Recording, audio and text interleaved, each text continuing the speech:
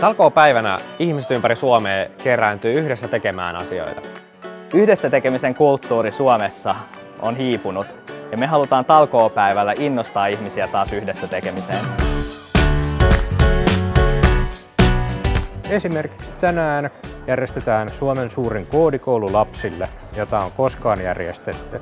Tämän lisäksi on monia muita talkoita. Esimerkiksi käydään siivoamassa joenvartta ja teekkarit kunnostavat rantasaunaa tuolla Otaniemessä. Talkoissa voi korjata, kunnostaa, siivota, ratkaista ongelmia, kohdata ihmisiä. Oikeastaan ihan mitä tahansa, mikä on sille porukalle yhdessä innostavaa ja kivaa tekemistä.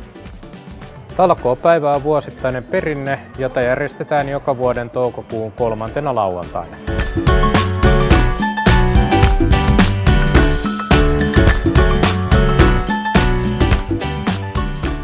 Tässä on ilmeisesti riittänyt aika paljon työtä. On riittänyt. Kyllä me on oltu tosi ahkeria.